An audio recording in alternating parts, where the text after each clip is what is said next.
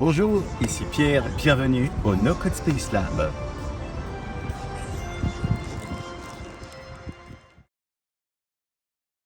Nous allons voir comment fonctionne l'interface de Voltapp. Commençons avec la page des projets. C'est ici qu'on retrouve tous les projets que l'on a créés. On peut soit cliquer sur un nouveau projet pour partir d'un projet vide, soit cliquer sur Templates pour partir d'un projet template, donc d'un exemple. Il suffit de cliquer sur l'un d'entre eux pour accéder à sa fiche et pouvoir le copier. Créons un projet vide. On arrive dans l'éditeur d'application de Voltapp, qui est composé de 4 parties. En haut, la barre d'outils pour permettre de faire des fonctionnalités rapides, comme gérer des variables, ce qu'on verra un peu plus tard, créer des nœuds qui constituent l'app, rechercher des éléments, comme ici une image.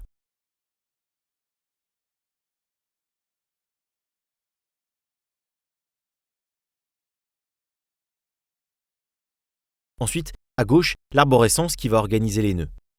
Ils sont ordonnés en parents et en enfants. Le nœud app et le nœud parent contient le nœud enfant section, qui lui-même contient 2 nœuds enfants, texte et image. On reviendra plus tard sur ce que sont exactement les nœuds. Au centre, il y a l'aperçu, qui va montrer visuellement à quoi vont ressembler les différents éléments de l'app.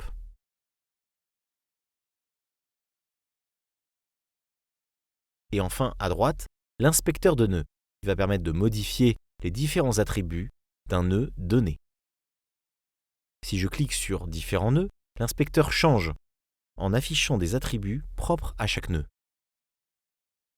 Vous pouvez aussi sélectionner un nœud en cliquant directement sur sa prévisualisation. Par exemple, cliquons sur Image et changeons sa bordure. Par exemple, 10 pixels en rouge. Et hop, le changement est instantané. Il est possible de réordonner directement les nœuds depuis l'arborescence.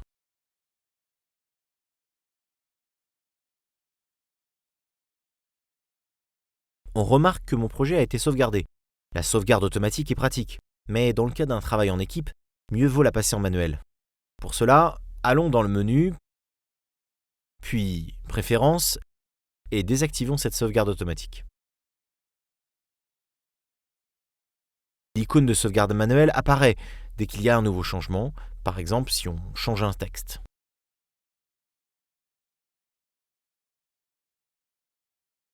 Pensez alors à sauvegarder régulièrement. La sauvegarde manuelle est également pratique pour gagner des performances sur les gros projets. Penchons-nous sur les modes de la barre d'outils. Il y en a 3 possibles. Le mode éditeur, le mode graphe et le mode aperçu. Vous connaissez le mode éditeur, c'est celui sur lequel nous sommes. Le mode graphe est quant à lui propre à chaque nœud donné.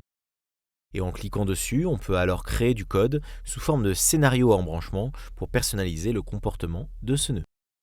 Par exemple, sur ce nœud image, je peux créer un bloc me permettant de lui indiquer, si je clique sur ce nœud image, cette image donc, je peux changer la visibilité de l'image sur l'app.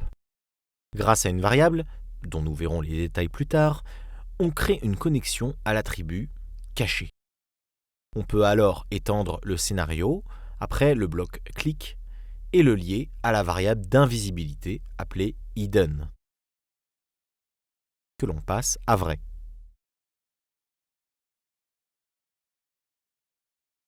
Passons au dernier mode, le mode aperçu. On a déjà vu le mode éditeur et le mode graphe,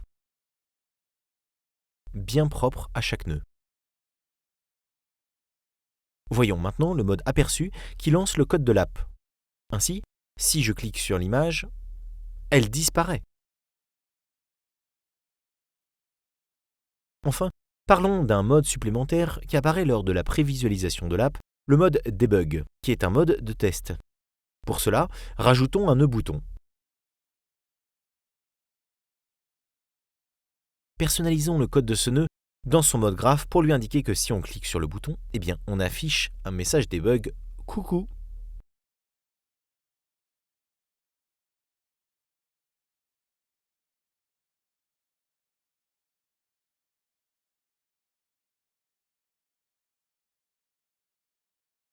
Pour visualiser ce mode test, quand on lance la prévisualisation, il faut cliquer en haut de la barre d'outils sur Debug. 2 onglets apparaissent alors.